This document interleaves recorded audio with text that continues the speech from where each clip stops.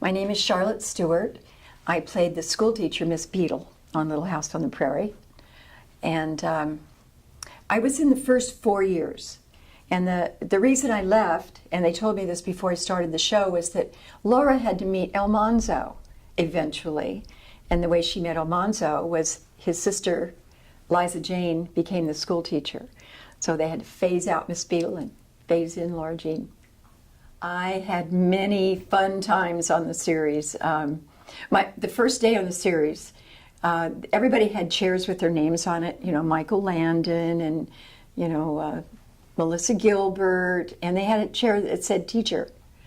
So I promptly plopped myself down in the teacher chair, and, very comfortable. And the second AD came over and said, "Excuse me, that's the teacher's chair." I said, "But no, I'm the teacher. I'm Miss Beadle." He said, "No, the real teacher." I went, "Oh, gosh." They have a real teacher on the set because the children have to go to school for X amount of hours every day. What did I know? I didn't know. We were talking about Michael Landon on the plane and trying to figure out, or actually it's on the bus, we were trying to figure out that if he was still with us today, if he would be here. And somehow I doubt it, only because he never really made personal appearances.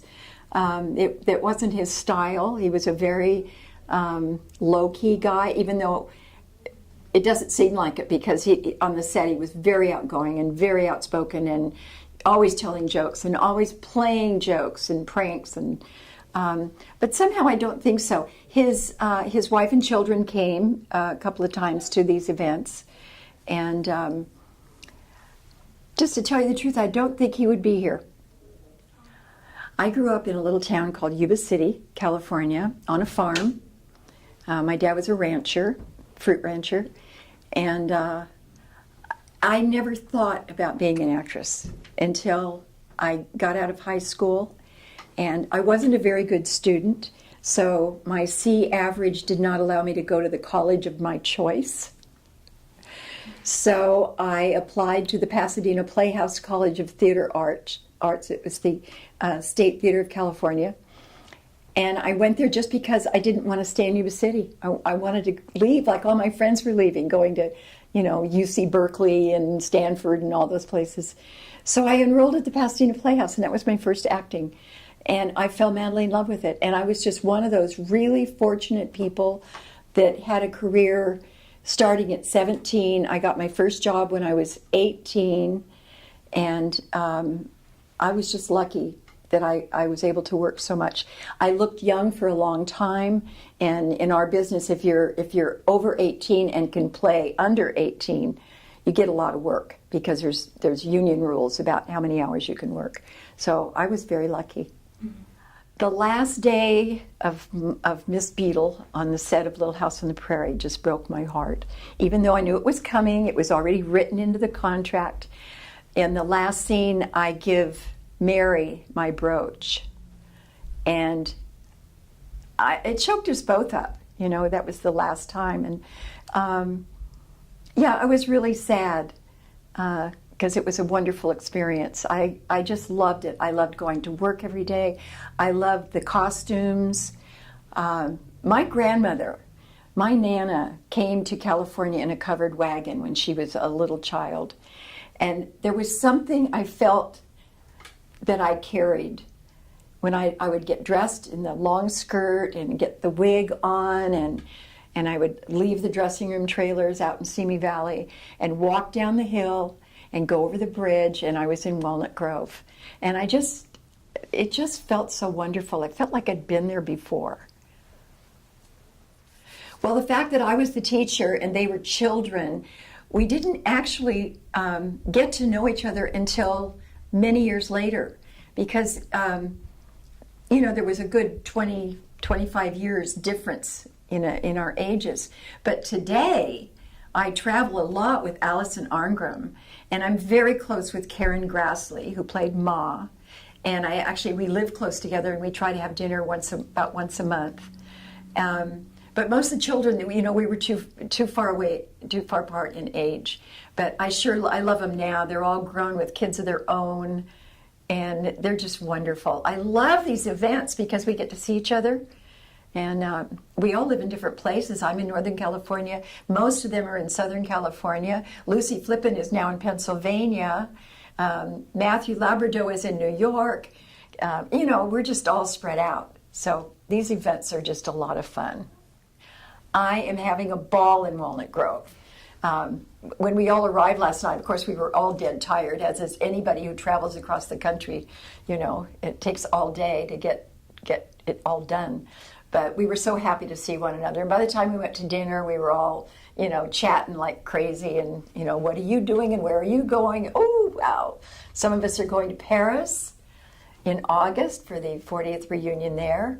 And I'm very excited about that. But I've always loved coming to Walnut Grove. This is actually my second time in Walnut Grove. I was here a couple of years ago. And I just love getting here, going through all the fields, and it just is so pretty, so pretty. Last time I was here, I went to Plum Creek, and I went to see the sod house, and I didn't go stick my foot in the creek because it was too far down, and I was afraid I was going to slip and fall because it's kind of muddy and slidey there. But yes, I went and did the whole experience.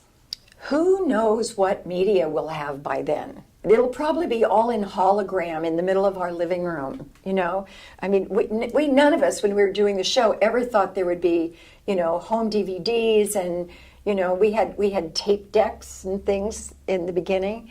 But, gosh, it's hard to say. The cameras are getting so small now, you can do anything. I just shot a whole movie with a camera that's like this big. I thought they were taking stills. They were actually shooting a movie.